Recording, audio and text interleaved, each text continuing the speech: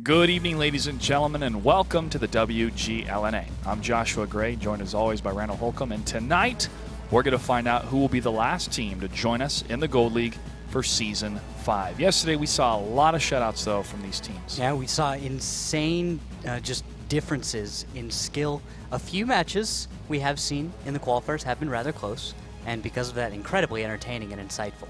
Yeah, and we got to see Artie for the first time as well in 7x54. We'll talk a little bit more about that as we go through these different teams. First off, let's talk about Simply Irresistible. Now, last week, in the first week of qualifiers, they defeated Zulu Swarm, but they lost to Penguin Mafia. Penguin Mafia is one of the teams that will be joining us in the Gold League. Last night, they had a 5-0 victory over V-Boys, and Swipple, in an AMX 5100, died to a T37. And so I don't know if you'll hear at the end of that, but I think tonight he's going to redeem himself. Yeah, I think we saw a situation with him that's redeemable. We'll see if he can do that tonight. We're expecting big plays in that situation. The overall performance of Simply Irresistible, do they look better than last week? Yes, we could say that, but the opponent that we saw broadcasted last night, V-Boys, this is their first time in the qualifier for the Gold League, and this is a team that was put together mainly to judge how they're going to do, test some strategies, and they were complacent enough knowing, hey, we're going to go down to the Silver League, that's okay. If they made it to the Gold League, great. So trying to determine how well Simply Irresistible has improved upon this last week, a little bit difficult based on the opponent, but tonight, their opponent, Voltage, I think this is going to be a big opportunity for Simply Irresistible to show the world just how good they can be, and if they don't make it to the finals, I feel that they will be a dominant contender when it comes to the Silver League. Overall, I think they need more polish, more execution calls, such as staying with the same target and not missing shots. You can say that for every team here, but that's one of the things we notice the most with Simply Irresistible. Yeah, I think their strength is really their coordination, their ability to work together, which I think carries them very far. We'll see if their other skills are able to be up to par against an opponent of this caliber. And they did have one roster change. They added Bobby, who performed well. Based on from last week, they added one more. Bobby is a member of the Simp clan. A number of the people from Simply Irresistible are from the Simp clan, but a couple are not. They're from other clans as well. Let's talk about Voltage, their opponents. Now, Voltage defeated Elevate Red 5-0 last night, and this was a team that brought Artie for the first time. That M44 on Prokhorovka was great to see, and we saw some really excellent type of usage for this type of firefighting, that top-down approach, that angled fire that would assault a lot of these tanks that were behind those defilades in that hold-down position. Looking forward to more Artie usage here and there, but Randall and I, we'll look at the data and see sometimes if Arties are not a good choice for these teams. Well, there were instances when Voltage didn't bring Artie and they performed exceptionally well. One being what you're seeing now, where they actually took 6 tanks against 7 and just blitzed in, said, whoops, we forgot someone, let's just get this one over with. Turns out they were that excellent in a brawl, and one of their RU-251s just ran in and clown carded it. Just crazy driving all around until he finally went down, but you saw where Voltage was able to take advantage of a strange, crazy situation and improvise to achieve victory. It was truly surprising. And it caught their opponent off guard. They were not expecting this type of play, and when a tank is down, the first thought any opponent would think of is, well, they're going to hang back and try to figure out what they're going to do without a tank.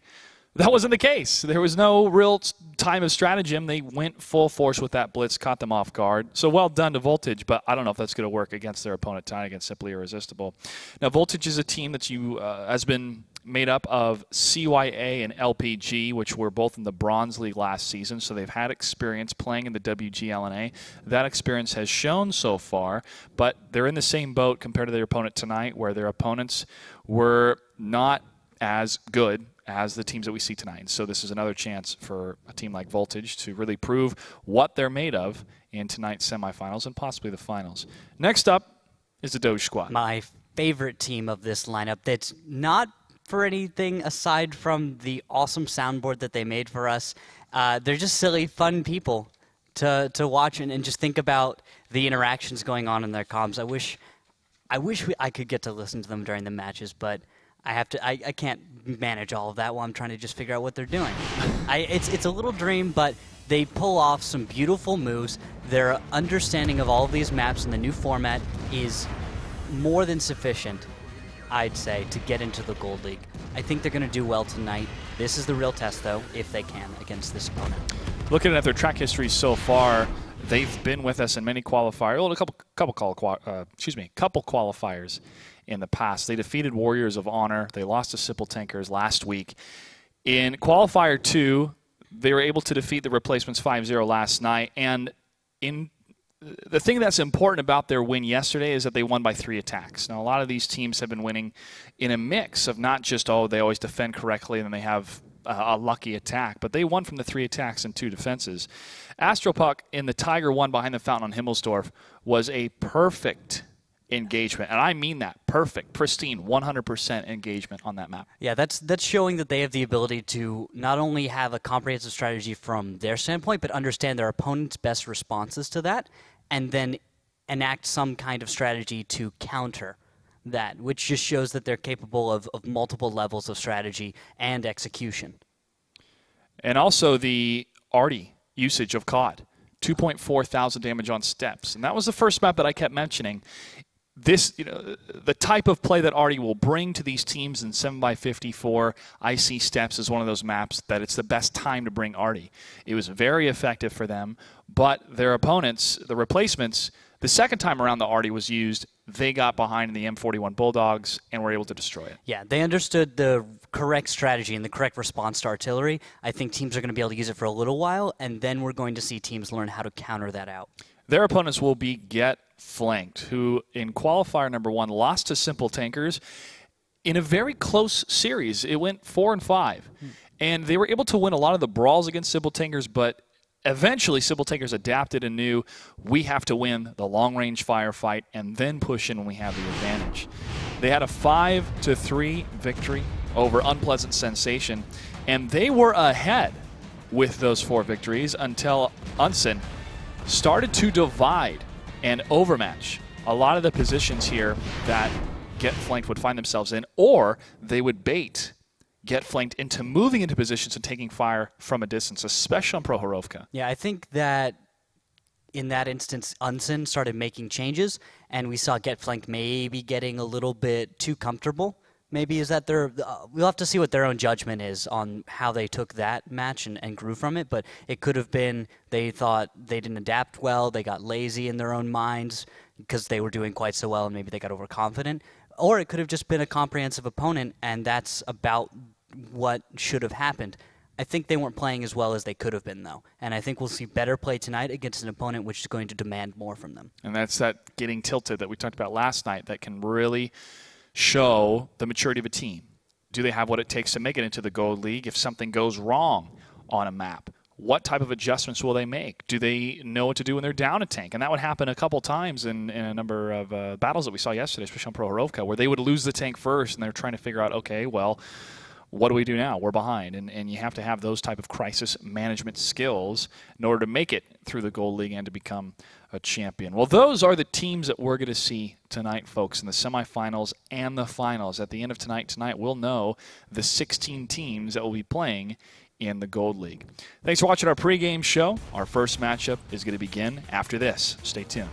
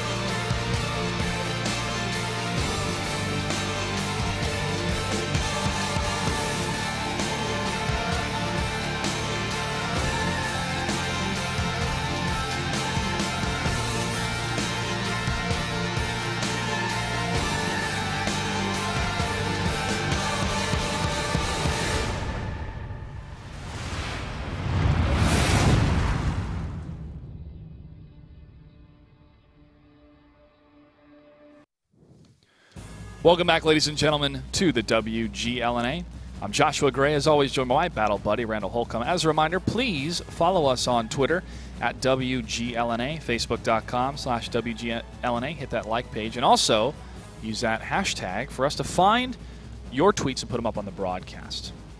All right, and don't forget about the question of the day. Who do you think is going to make it to the Gold League? I've already talked about my favorite for this one.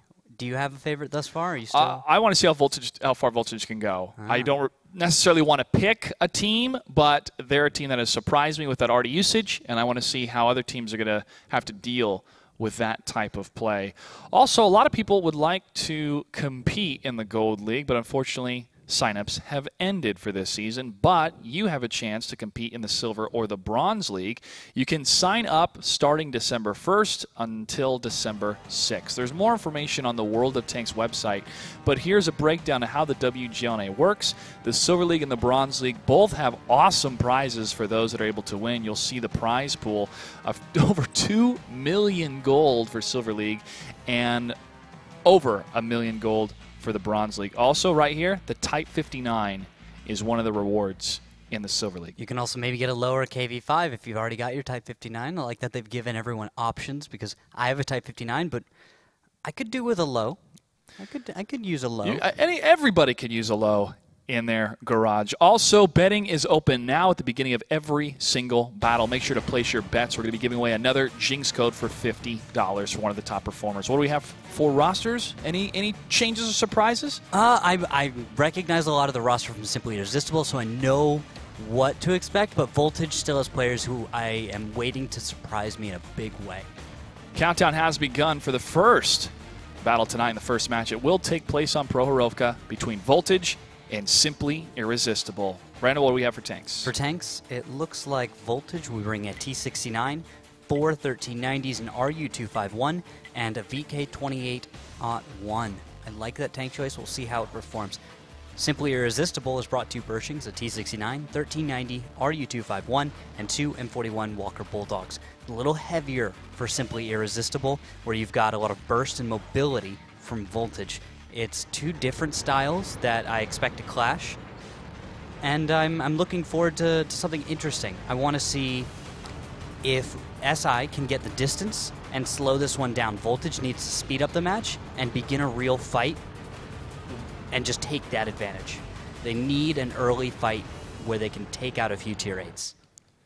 And with the opening scout runs, we've got a nice mirror run from both M41s from Simply Irresistible, Westbam going up the middle, and I think Eula will have seen most of this movement from Voltage. You've got Osada leading a very brave blitz right down the 1-2 line, shots fired, and a little bit of damage onto Liven as he's going to try and make his way into the pit. As they continue to push forward, Simply Irresistible is looking for a flank to the side of ProSkill and Dantis, but it's Osada who takes a number of hits, and he could be the first one to fall, but it's Liven from Eula that gets the first shot, and there goes Osada. That's 2 tanks down on Voltage. Simply Irresistible caught this blitz, but Bananas is going to be completely dominated in this control environment. However, the flip side up north at the AMX 1390 Westbam falls to Vode, and continuing to fire as they turn around, Simply Irresistible has the lead with 3 tanks destroyed on the enemy side. And with this high ground position of Voltage, it could have been an advantage in a slower paced battle, but Voltage is actually on a pedestal where everyone from Simply Irresistible has easy shots on them. Next tank to go down should be Sour Cream or ProSkill. Sour Cream unloading into more of Vod's side while Eula is waiting in the Walker Bulldog for a shot. Sour Cream tries to get the kill, but body block, no. Sour Cream able to dodge the placement of Walker Bulldog, piloted by Eula. He gets it. And now ProSkill, left at 287, is going to attempt to run away. Dantist is on the high ground, a little exposed, does have some cover to draw upon, and he's going to begin taking fire from multiple angles. Dantist trying to hang in that position as ProSkill's circling very wide, looking for a flank using the cover of the road. And one shot from Vode into the side. ProSkill now still on the run, last tank alive for Voltage, and he falls. Simply Irresistible takes the first battle. The blitz from Voltage, I think, would have worked against a lesser team, but Simply Irresistible was ready for it. Yeah, the tank lineup was such that a blitz of that nature, unless they'd caught something a little bit sooner out of position, it would have worked. But because of the positioning Simply Irresistible took, it was ready to receive that. You had tanks in the middle, ready to look east, west, go over the middle, north, and they did a little bit for that T-69. But you had tanks on the 1-2 line that were so far south that they could spot the blitz and begin to put fire on that. The thing about the blitz, though, is there was a number of tanks that stalled a little bit, or they were still up to the northern side of the map. And from there, if they had stayed more together and continued to push all the way south, they would have taken damage from the left. By the time they reached the south side and moved to the road, do you think it still could have been a different scenario? Because it seemed that they were taking too much damage, and then everything started to reset for Voltage, and they just continued to take damage. Yeah, maybe that blitz staying together and just pushing forward, not stopping and not getting kind of drawn out would have worked, but maybe going towards the middle where those Pershing's T-69s were, they could have gotten the consistent fire tanks out and then tried to pull back for a reload. That could have also worked, and I think that's a little more likely because of distance to your opponent, not because of much else aside from that. I think distance is the big key factor for those 1390s who just do not perform on the move. Yeah, that accuracy, those 1390s, that was a big difference between a tank such as the WZ-132, a consistent fire tank that was more accurate on the move, but the 1390 with its burst damage and its speed as well. But you cannot deny that burst damage of that 6-shot autoloader tank. Battle number 2 in Prokhorovka is about to begin. What do we have for the tank lineup? All right, looks like a bit of a switch-up for Voltage. They're going to go with 2 T-32s, 3 1390s, and RU-251, and they're bringing back the M44. So different strategy altogether, different approach, much slower on the defense. On the attack, Simply Irresistible, bringing much the same. 2 Pershings, T-69, 1390, RU-251, and 2 M41 Walker Bulldogs. Now, what we saw in the last series from Voltage from yesterday was a blitz, was an aggressive move as the defenders against their opponents last time, and it worked perfectly. So if we're maintaining that same pattern of let's try since it worked last time, you can't fault them there. But now we have to see what type of adjustments Voltage is going to make as the defenders, and so far they're hanging back with Osada. Osada, I believe, just fired. Shot out, no connection though. I think what, oh, there's the fire. Any connections? Not, oh, end user Eula actually gets hit for 2. And Bobby fires back to pro skill, but Bobby may be the first to fall in that T-69. He hangs back. That is a little too aggressive. He is too exposed. And there he goes. Yep, that's it. The fire coverage from Voltage is meant to punish this kind of a movement, and we need to see Simply Irresistible find a weak point, take out a tank on the side, and begin putting more pressure on Voltage. Voltage, in the meantime, is going to be able to put damage out on any tanks they spot. These T-32s, great view range. I'm going to be looking... Is Liven? No, Liven doesn't have optics, and neither does Pro Skill, but that's not a huge factor because they already have 400 meters of view range on this tank, and the distance to their opponent is such that camo isn't going to be a huge factor, at least not until we get into the later game. But RU-251 is going to put some fire.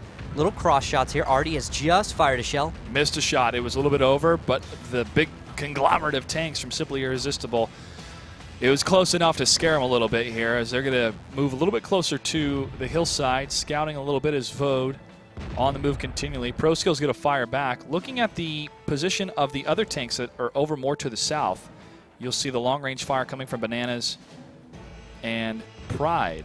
Ah, looks like there's the move Simply Irresistible is needing to make. They're going to send Vode on over to the east, and nice. Pro Skill is looking left while you've got tanks off to his right, which is, we see Hotel 1, I believe that's Bananas and someone else off in that area, are able to put some shells into that T-32. Bananas and Pride are down there in the one line. That's Pride. They actually ammo rack Pro Skill. He's going to have to burn his kit or risk being ammo racked and just brewing up. Flack and JD will continue to hold this position in the Pershings while Vode's been spotted and takes a hit for 235. Oh, big volley against Vode, and he's the next to fall. That's 2 tanks down for Simply Irresistible.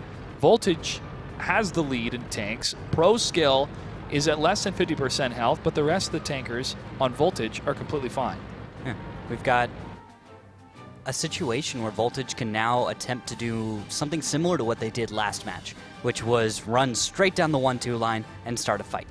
They can also just sit on the defense. They've got the Artie. They don't have to attack. And because of that, you are seeing the pressure on Simply Irresistible force them to make a move.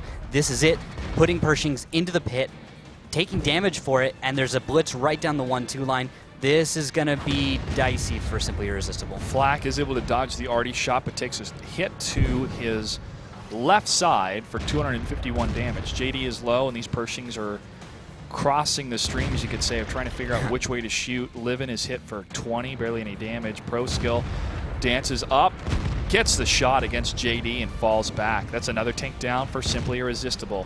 This is going to be a very, very tough fight, and as the aggressors, they have to move quickly. With 3 minutes and 13 seconds left, Dantis takes down Pride. Bananas and Eula, the last ones on that western flank, trying to do any damage they can to the north as Flack is hit again for 300. Eula is hit for 409. He falls from Track Torres. 2 tanks remain for Simply Irresistible. We've got Flack sitting in the pit, taking on 2 T-32s with no real advantage. He is able to get some damage off and a few bounces here, but Bananas looks to be threatened upon by Westbam, who may and does have enough shells. And jumping over to Flack. He is going to try to hold the line for a number of shots here, but not for long. Voltage ties up the series 1-1 on Prokhorovka. Now we're going to see a switch, but this was a different type of play from Voltage, the type of play they needed. So far we're seeing adjustments necessary when things go wrong in order to correct them. Yeah, I think that they approached this entire match with a plan for strategy every single time. Their first one was going to be a blitz, and they were hoping to set their opponent on a more defensive stance so that they'd expect an attack the next time. It didn't work, but I think Simply Irresistible was expecting the attack again, and also went with the same lineup, feeling confident that it would work a second time, but a different strategy. You bring the Artie, and now you can do plenty of damage to these tanks, which are not going to have an opening move, which is aggressive, which is going to deal with that Artie. And Simply Irresistible did not play to counter out Artie immediately. They played to kind of slow play it as they would expect and try and find advantage. You saw a little bit in the beginning that T-69 coming over the middle, trying to get a T-32 out and get an early pickup, but you saw the coverage. Voltage was ready. They had a defensive stance, and they defeated an early attempt at a lead. I feel Simply Irresistible completely negated the eastern side, and because of that, they took too much damage. They moved one of their tanks, the M41 Bulldog. By the time he moved into that section, that was Vote, I believe, he was destroyed. And so the Avenues approach, they kept trying in the center, didn't work. We'll try one tank here, doesn't work. Nothing's working, we've lost. That's what it turned into. And so when you reach that type of position, when you lose one tank, like that T-69, you have to have that crisis management. You got to figure out what to do next. Well, you've already kind of put yourself in a crisis by losing that T-69, a crucial tank to your success. I mean, if you could go backwards in time, you wouldn't have him move up in the center of the map and get destroyed. And then he moved so slowly, moving back, he's just inch. T-69 does not have the best reverse speed. No, but it's at a time where if you get hit once and you're still staying up there to try to return fire, I understand the ego of a player of, I got to fire back because I just took damage, but that's where you're going to get killed. Yep. He needed to take 1 or 2 shells and get out. Battle number 3 between these two teams about to begin. What do we have for tanks? All right, looks like we have the almost same lineup from Voltage. They're going to be going with 2 T-32s, 3 1390s, that RU-251, and again the M44. On the other side, Simply Irresistible, now the defenders, the blue team, will have 2 T-32s, a Pershing, 1390, RU-251, 2 M41 Walker Bulldogs. Let's see if they can counter out this Artie. Movement so far is a little bit slow coming from Voltage, and they're very, very spread out. Vote is up first, scouting, and actually heading towards the railroad tracks. Yep, that's his little route. Common loops that you'll see on Prokhorovka are just as Vodan went, and you'll see that mirrored. Artie is fired at Vodan, no connection. This is a bit of a nostalgia moment where you're going to see scouting in the middle, Artie firing on various tanks. I'm worried about Flack and JD in the T-32 though. It's such huge tanks, very slow, and Artie can, I feel, very easily begin to put out damage on them. Kaiser, JD, and Flack are the point men right now as Vote is dancing back and forth. Shot fired. Close to Kaiser, but no cigar. I wonder why he's going. I guess he's going for the Pershing because it has thinner armor. Your HE needs to pen a little bit better, and if he were to connect with the Pershing, he'd have a better probability of doing more damage. So I can get that efficiency, but the Pershing is a little bit more nimble. and he may be able to make evasive actions that are successful a little easier. Oh, shot fired towards Vode. Does not connect, but that was close. That's what's going to be very difficult. Because of the downslope, it's hard to aim. Livin is hit. 492. Another one.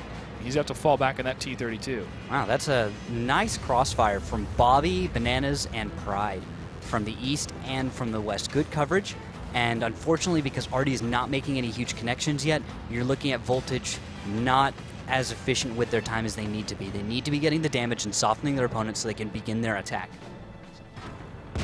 Vode now up on the opposite side of those train tracks again. Shot out. Another shot and a miss. This Close to JD in that T-32, but not close enough for any splash damage. Another shot towards Pro Skill. Only does 16. And now we do have Vodon moving down the 7 line, and he will find Westbam. Now it is a 1v1, 1390 versus Walker Bulldog. If Westbam misses too many shells, and he's missed 2 already, we could see Vodon taking on this 1390 1v1 and coming out ahead. And that distraction could allow, and it does, JD to push up and get a shot for 240. Voltage can either try to deal with that issue on the eastern side, but lose some of their placement of tanks here in the center or to the south. But the southern tanks are going to move over to deal with Vode. Vode needs to be able to communicate to his team. They're sending more tanks here. Sour Cream's going to cross those railroad tracks, and now Bobby's going to move in to assist Vode. And as long as Vode is down, but Bobby now needs to find out how many tanks are in that section, allowing Flak and JD and the rest of Simply Irresistible to either hold the line or push in to destroy these tanks at the center. Now that Dantas should be spotted, that will tell that 3 tanks are over in the east. That should prompt a push, and I'm seeing tanks moving down the 1-2 line. With Bobby actually getting away, this could be a very successful move, but if they waste too much time, you're going to look at Voltage in a flanking position, and they will very soon be there. The overmatch about ready to happen here in the center. JD is a little bit low on HP, but here comes Bananas in the 1390. He wants to finish off these 2 American Power Tier 8 tanks. Here's Pride as well in the RU-251. Livin is lower. He's the first to fall. Pro Skill is next, and there is the overmatch in the center. Simply Irresistible now has to defend against the push coming from Voltage across the center railroad tracks. 4 tanks down below, 1 tank closer to the western flag cap. Westbam hit from the side. Bobby now trying to join his compatriots down to the south. Bananas fires again into Dantas for 250. But there's another shot from the Artie close to Flak. Does not connect. Sour Cream hit for 162. Kaiser, along with Pride, fire towards Track Taurus. Does not connect. Westbam now sweeping over to the east. A bit of a reset now happening from both teams here. 2 minutes and 43 seconds left for Voltage to get the flag cap. Shot out for the victory. And a nice connection. Artie is in a beautiful position right now to deal damage to members of Simply Irresistible. He just has to stay alive. He has taken 1 shell, and another one will finish him off, but he is very capable of dealing damage right now. If Sour Cream can save him from Bobby, no, that's not going to happen. Bobby is able to take him down, taking Artie out of this fight, and we now see that 4v5 situation. Sour Cream had already fired a shot into Flak. That's why I didn't have another one ready to go against Bobby. He decides to stay on Flak after the Artie is down. It is 4 on 5 at the moment, and the guerrilla-type tactics from Voltage right now popping in and out of these bushes and using this road as cover. And I love the crossfire. Dantas is in a beautiful position to punish any push from Simply Irresistible. He is a little exposed, and he's taking some shells for it, but he's able to put shells into the back, and there goes Bananas. Kaiser is able to dodge 1 shot, but here comes Bobby and Pride. They want to shut down this 1390, but there's Westbam. He's going to shut down the 26 Pershing. No, Kaiser turns around and gets the kill. Still 2 tanks remain from Voltage. Sour Cream's one of them. He's backing up from Bobby. Bobby has moved in, and Sour Cream may have a shell in time, may have the angle. No, barely not. And he needs to pay attention. If he gets his turret around to the backside of his tank, he might not be able to depress for a shell, and that could be a problem. Now we need to see the 1390 Dantas finish this one up. Sour Cream needs to put some tanks on low. He gets Pride down very low, and there is the possibility Dantas is going to be able to finish this off. He is sniping, though, which is not exactly what a 1390 ideally is doing. He's sniping, and he is on the attacker. Flak just caught fire for a moment. Dantas is hit for 235 from Kaiser in that Pershing. Flak in the 232. He's okay. He's going to now get to the same area as the Pershing. But Simply Irresistible does not have to chase Voltage. They have to defend the flag cap, but one tank will not be able to capture either side, and so it is a taking of the clock until a victory for Simply Irresistible.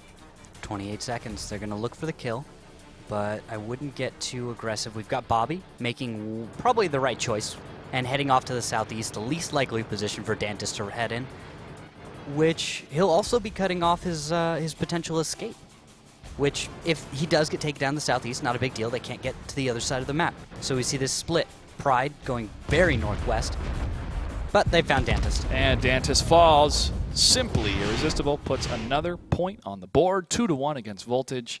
I like the arty play, but the circling and overmatch, we pretty much called. We saw it written on the wall. Yeah. It was an interesting reaction early on when we saw those 4 light tanks from Voltage head east, but very quickly, because of the retreat route Bobby took, it allowed for Voltage to have a presence in this fight in the middle. They were able to get into a high ground and then just fire into the exposed Simply Irresistible tanks. So it was a situation that looked bad for Voltage for a very short time. But Voltage was able to make the right choices, come out of that situation, and still have a very cohesive fight. So what's the choice that Voltage has to make now? Because as the aggressors on Prokhorovka, we're seeing continually the center almost meet and greet, I call it. You pop up, hey, how you doing? We know you're there, and then you fall back down. I think the hill has not been utilized by either team. We haven't seen that yet. But because of long-range firefighting, because of what we saw in that series against Get Flanked of trying to deal with what was happening on the hill, they can take some notes from that type of position. Taking the east, and are you saying taking the east and bringing in arty?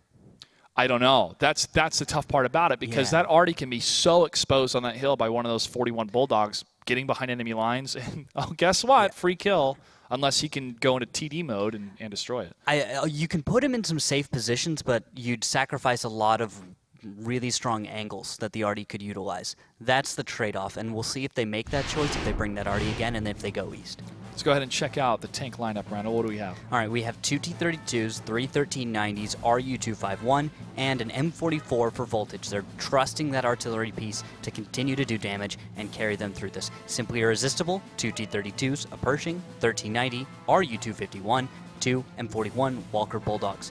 It's, again, the same game we were looking at before. We're going to see if Voltage can make this arty work, and we're going to see if Simply Irresistible can counter out the arty and overpower their opponent.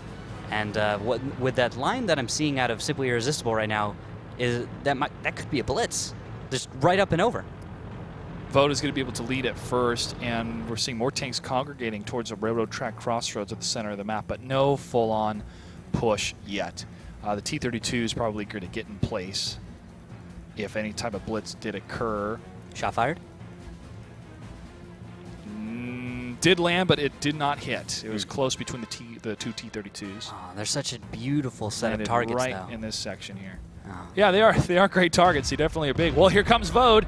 They see Livin in pro scale. Now they're going for the surround. This is that attack you mentioned, Randall. As they are on the defensive, they want to bring the aggression to their opponents. And the first one to die is pro scale. Livin. Next one, being completely surrounded. Look at this congregation of tanks. Next one down is Livin. All tanks still left alive. It's very dangerous, though. Osada has wonderful targets. Everything is a great angle. There, Osada takes down Kaiser. And a huge fiery explosion. That tank goes down. Sour Cream is hit for 98. More tanks firing from long range. The T-32s focus on the arty that's exposed. Track Taurus is too low to continue in the engagement. Bode falls next. Sour Cream is trying to hit against Pride, but there goes Bobby. Sour Cream's taken down by Flak, and Pride returns fire, but Dantis is able to get the kill. Bananas. Next one that's in trouble in the 1390. Can't tell if he's reloading or not, but the 2 T-32s with that consistent fire now move in for the constant aggression against Dantis, and they're going to be able to land at least another couple shots. They track Dantis. Dantis is still on the run. Another shot coming from the 1390. Bananas is totally reloaded, and he gets the kill. 2 tanks remain now for Voltage. All right, now Voltage has to try and bring this back with 1390s. It's potential with the burst. But Tractorist is incredibly low right now. He is 1 shell from death, 157 hit points. Everything kills him that pens. JD. We do have Westbam, who is in a situation where he can carry this a little bit. He can catch someone out alone. Perhaps Bananas finish him off, and then they can play the game with the T-32s for 4 minutes. It's still very dangerous. SI has a huge advantage here. Voltage has a lot they can do, but it requires them to execute at a very high level. JD is moving across towards the flag cap on the western side of the map. Nothing has been spotted yet, as they are maintaining their defensive posture. They're not trying to chase yet after Westbam. And 3-on-2 with 2 burst fire tanks that are mobile, those 1390s. They don't want to play this too aggressive here. They're going to play this safe. Yeah.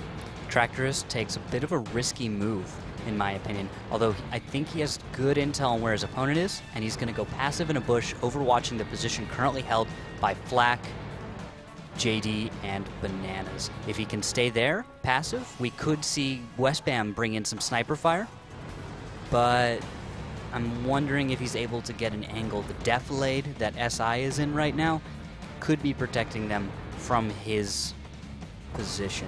That vantage point being somewhat raised, but the hills in the way, I think, are going to stop him from being able to fire on Bananas and JD. Flak, though, could be a bit exposed. Well, Flak has gone to the most northern position he really wants to go. Any further north, he'll get closer to those train tracks. And I don't believe that they figure they have moved all the way to the north side and not be spotted on the eastern side of the map. But Flak is hit, and he has to fall back. Takes 245 damage. He gets hit in the tracks. That's not good for Tourist. You definitely want to get the kill, but Flak is looking towards that section. Bananas is moving now, and I believe they're looking in the right direction. Tractorist is exposed. 2 angles from T-32s on him, and he gets safe. He is safe now, but now he has to take on Bananas, which, if he can put 2 shells into Bananas, he has it. And 1 shot from Flak, so close to Westbam. Now Westbam's going to head further to the south.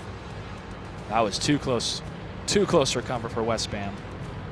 He's still moving around, still needs to maintain an aggressive posture. They have time, but the time on the clock now is not necessarily for the flag cap, it's for destroying simply Irresistible.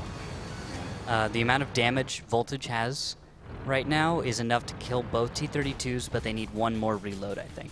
And with the armor of a T-32, I'd expect maybe 2 bounces out of all of this. Nice connection there onto Flak by Tractorist.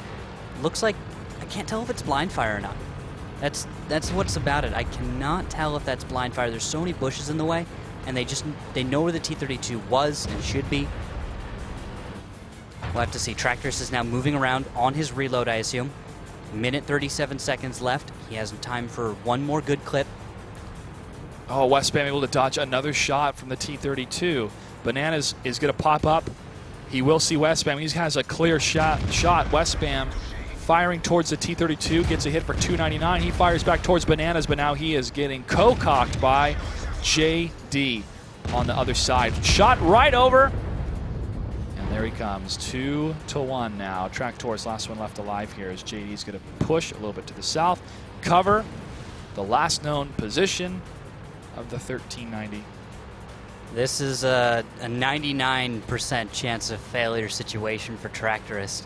He has just enough time to reload, and that's it. Just enough time to reload and maybe begin an engagement. But right now, we see Voltage has sent their 1390 Westbam in a little bit aggressively, has lost him for it.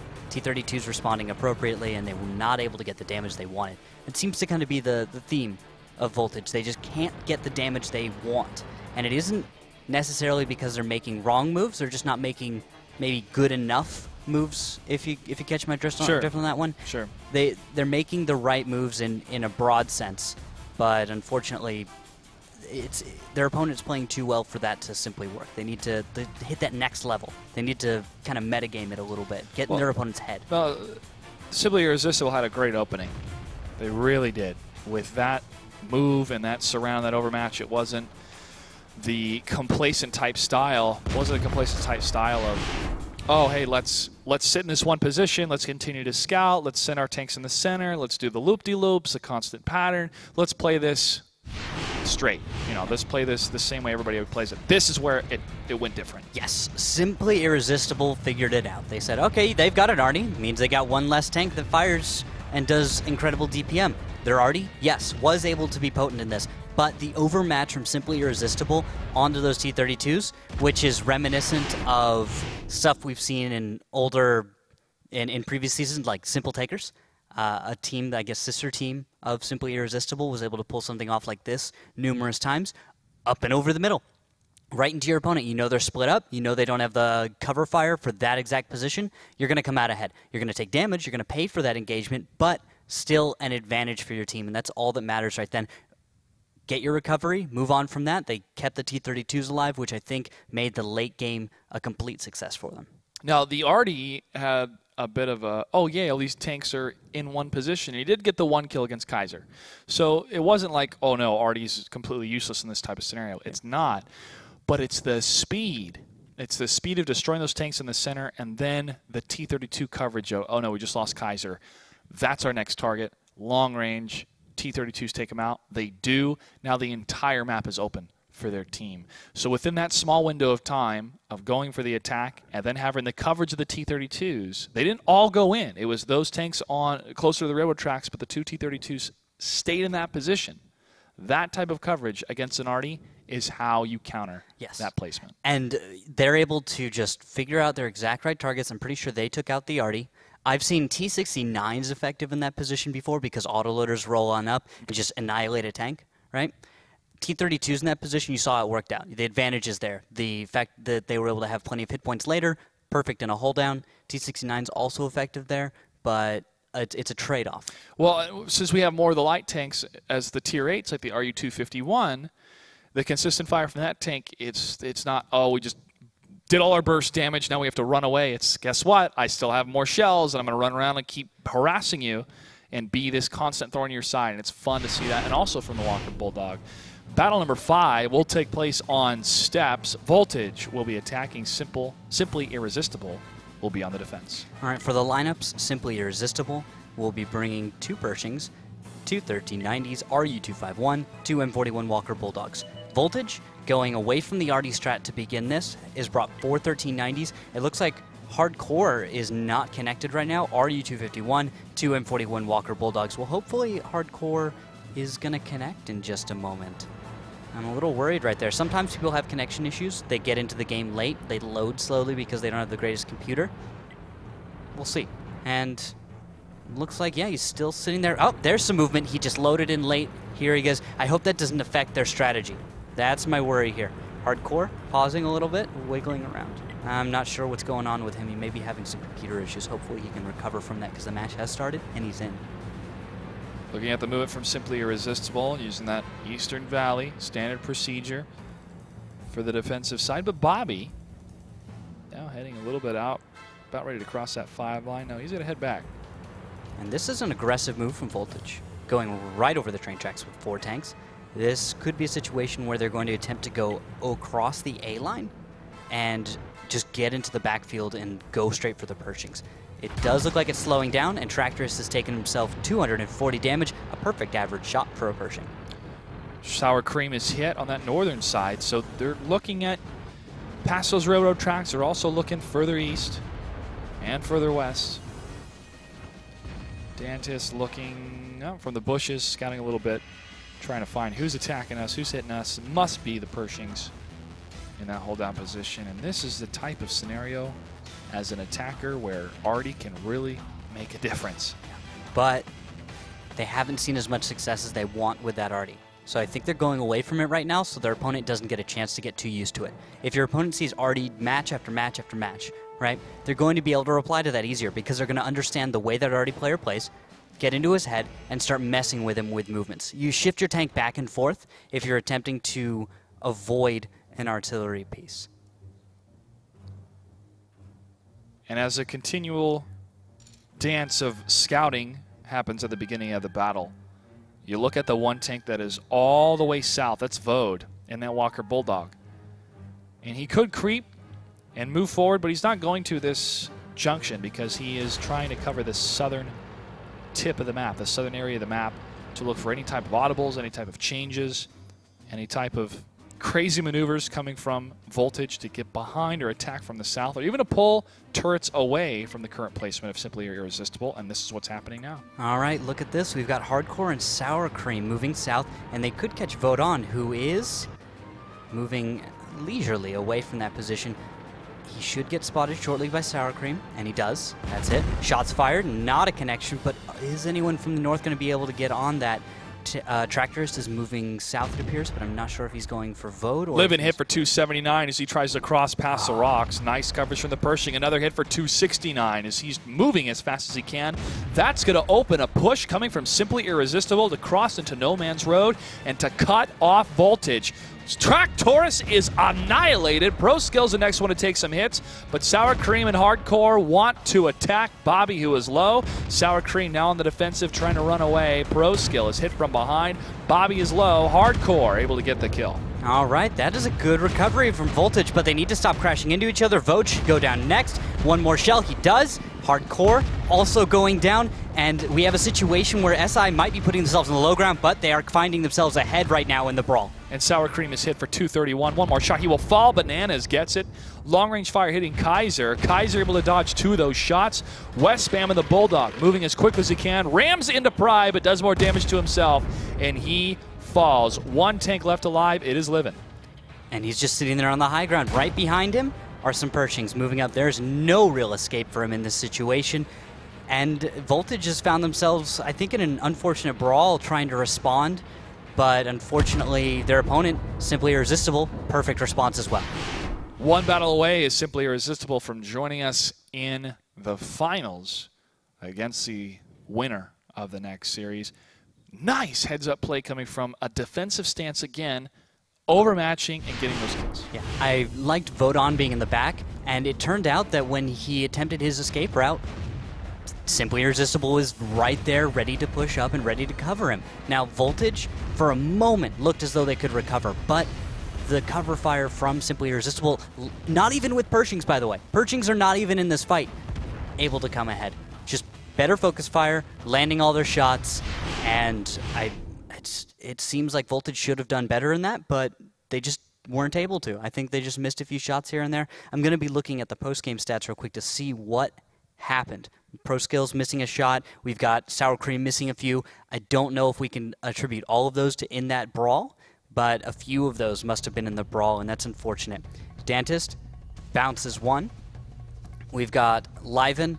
Over the period of the match, he's firing numerous times. I think he fires 12 times, doesn't get the connections he wants. West Spam not making the connections he needs, and Tractorist doesn't actually get the damage. He does not make a single connection. He only gets to fire once. That's where it is. We need to see those 1390s staying alive, getting the connections they need, at least 1 good clip of damage. And the destruction from that type of play, of shutting down these tanks like a 1390 before they're able to unload, is smart. It's how you choose your targets, because if you had a choice between destroying an M41 Bulldog or a 1390, you want to choose a 1390. It's more of a threat. Nothing against the Bulldog. It's it's a fun tank to see how it's played, and it can be a big thorn in the side of a tank like a T-32, how quickly it moves. But you want to try to annihilate the greatest danger, the greatest threat first. And the amount of focus fire we saw in that engagement was great. It was very crucial, though, to make that call when you are moving to that area, which tank to focus on. So if it's whoever's the first tank into the engagement, or if it's a commander, or whoever sees what's going on the best, they have to make that call. Yeah. And so far, the communication has been good enough, at least the outward expression of that communication and the performance from Simply Irresistible maybe compared to Voltage. Battle number 8, or excuse me, battle number 6 between Simply Irresistible and Voltage on steps about to begin. What do we have for tanks? Simply Irresistible, bringing very similar to what they brought before, 2 Pershings, 2 1390s, RU-251, and 2 M41 Walker Bulldogs. Voltage is going back to what they've brought before, T-32, 4 1390s, RU-251, and an M44. Can Asada make it work this time? If yes, this is where Voltage can try to come back. They've seen success with this already before. I personally feel like there's maybe a better Artie to bring, but I'd like to see arguments in favor of which Tier 6 Artie is the correct one. To look at the different options these teams decide to bring. Also, during the Gold League, since these individuals are playing from their private accounts, their personal accounts, and every team in the Gold League will have a tournament account where everything is unlocked to even the playing field. With this, that is certainly a consideration. You can see some players don't have camo. Gives a little 5% boost to your camo. Liven, unfortunately, in his T32, doesn't have it. A few other players, you can see Osada has brought it. It's a little bit of a boost. Not a huge change, but it does something. Osada putting out a shot. Don't think he even saw any tanks, so a little blind fire there to see if he can just get free damage. No connection, right? Not seeing any connections. Did not see where it hit. I'm looking at the most forward position coming from Simply Irresistible. They have Vode down below in the southern area again. Kaiser and Bananas have decided to hit the rocks. Bobby and the other M41 Walker Bulldog in the trees as Pride and JD have been firing a little bit here. We'll flak alongside them into Pershing. I see the strategy now. Liven is going to go over the north, and Voltage is going to use him as a hull-down spotter. Good view range on that tank. He's set up to put out damage, not to spot, but shouldn't be a huge factor. Artie has just fired. And misses JD. It was in the place JD was before, but he had moved back about 5 seconds earlier. Yep, that's a good move. You get spotted, you need to make evasive action. This is how you avoid Artie in an open map. You stay mobile. I wonder if somebody has maybe an internal stopwatch either in their mind or physically every time the Artie fires. You get into a stopwatch. There's artillery you know the reloads of. Flak sit for 740 from the Artie. Oh, that's nice right there. But you can't always predict it. Artillery, if he knows what he's about, will hold his shot. And he doesn't always get to fire as quickly as he reloads. So you know when he has a shot up and you know when he doesn't. But the M44 fires quickly enough that he's going to be able to put out shells quick in such a fashion that you can't quite time it. It's that short, you know. Well, Livin and Dantis have now placed themselves close enough that if they wanted to push against Flak, they could get the kill against him, but they would take too much fire from the rest of Simply Irresistible. Flak moving away from the area where we took that large amount of damage, along with JT, Pride, and Bobby. They're leaving the northern section of the Eastern Valley and heading towards the center, where we're seeing some movement towards Kaiser and Bananas, but now they're crossing over. Vode's going first, and they have to aggress. They have to stop this flag cap. And they've made the move just in time as well. Vode was moving north just in time. Everyone seemed to already be predicting this cap pressure to move in, and Bobby will lead the way. Vode on right behind him. Vode's going to take cover behind the rocks. Gets a nice shot against Pro Skill as Bobby hit one right before it. And Vode's going to get hit for 253. Now, this is where calling the targets is really important here. Shot against Track Tourist does land. Another one for 3. Another one for 519. Pro Skill gets hit as well. Voltage falls. Pro Skill is down. That's the first tank to go for Voltage. Track Tourist could be the next one as they're focusing down on him. Sour Cream is hit, and Vode gets the kill, but Pride is the first one to fall for Simply Irresistible. Bananas takes down Sour Cream. Dantis now pushes up against Kaiser. Kaiser could be the next one to go. Dantis in that 1390 is taking significant damage. Vode could be the next one too. Dantis able to take down 2 of those tanks. Bananas pressing against him. He takes a hit. Dan is trying to cover himself further away as Bobby's focused on West Spam. Hits for 619. He's able to get that kill. 3 tanks remain for Voltage. 4 remain for Simply Irresistible. The fire continues, and that Artie wants to be taken out, but Bobby can't get the shots yet. Dantis moving in to cover him, and Bananas on the chase, trying to get that last shot against Dantis if he is reloaded.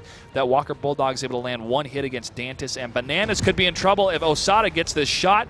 He's moving to the left to try to get it. Can't get it in time. Can't get it in time, but Bananas now reloaded is going to hit side shots, and Bobby gets the kill against the TD. 2 tanks remain now for Voltage. Simply Irresistible is close to moving on to the finals, and they make it. Simply Irresistible will be joining us in the final match tonight, and they are 1 step closer and 1 step away from joining us in Season 5. Strong play. They learned their opponent, and they countered him out. Bringing an Artie like that is risky. You don't have quite as much hit points on the field. You do have a lot of damage there, and you saw how Artie started to catch a lead, but the moment that happened, Simply Irresistible realized their move, which was we need to attack. We can't afford to take damage like this. This map is too open. We don't have the cover we need, and we're not getting our advantages. We have to push, and they did it just in time, too. Right before that cap pressure came. Voltage didn't need to do that cap pressure because the attack was already on the way, and I think it placed a few of their tanks in positions that were not as appropriate to defend against that, to stop that attack. Yeah, the rock area on steps It is fun to watch from our perspective, from the audience perspective, because it seems like it's almost sandcastles, and they're trying to circle around these different sandcastles to fight. But what's so difficult, especially when we saw Osada's placement as an arty, he was in a good spot, but once the enemy closes in, that danger close type of fire is crazy. And so once he goes into tank destroyer mode, that shot up against that 1390, if it would have landed, that 1390 would have been gone. Yes. But it was just a hair off, and because of that, you lose out. And so that's a tough part about arty as well. When you have to shift into that type of mode, the aggressors are on your doorstep, and if you can't make those shots, it's over. Yeah, and you can't depend on those shots. No, when you're you in can't. TD mode, you don't have the ability to go into any kind of a sniper mode. You can't move your gun as much. Arty loses a lot of accuracy when that happens. So it's a difficult situation. But even before that happened, even before we saw him in that danger close direct fire position, he was trying to cover the tanks that were fighting on higher ground than himself. And Arty can't quite put a shell that up and over that short. It's a little bit more direct then, and he didn't have shots on the tanks that needed to take fire. He was not able to lend a hand to the fight that was most important, which was very close, about 200 meters away from his position, and that effectively removed him from the fight until he was able to be effective again, or at least try to, when that direct fire came back in. So we see how Simply Irresistible was able to make the right moves, get the right distance from the arty to negate it. There's one individual that's very happy outside of this team, and that's Jay Smooth, the team captain of Simple Tinkers, and probably the rest of the Sim Clan.